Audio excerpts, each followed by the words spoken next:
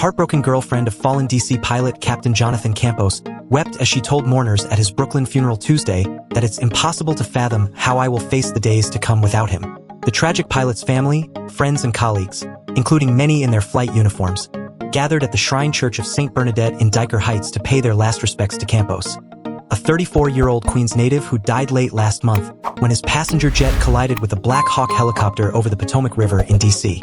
Longtime girlfriend Ashley Childress said through tears at the service that she'd spent the past decade building a life with the outgoing, gregarious Campos, and she wasn't sure what to do now. "What a great life it was, and what a great life together we lived," she said. "The memories and legacy John is leaving behind is a pure reflection of the life he lived and the person he was. It's impossible to fathom how I will face the days to come without him." Campos grew up in Brooklyn, the son of an NYPD cop. His beloved father died when he was 9, leading Campos to take his dad's badge with him when flying.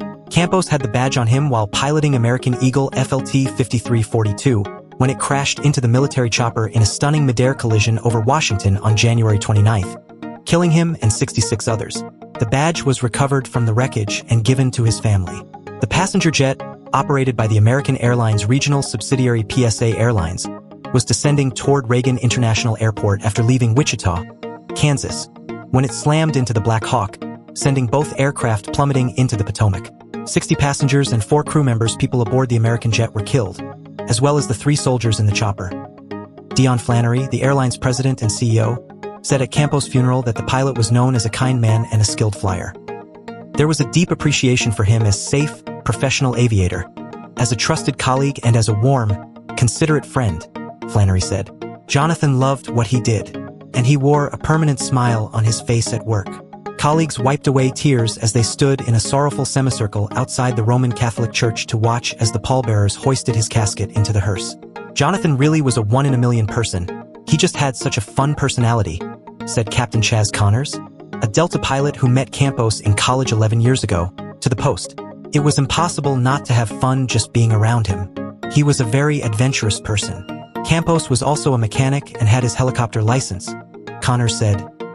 "He just lived aviation. But above all, he was a fantastic pilot," colleagues said.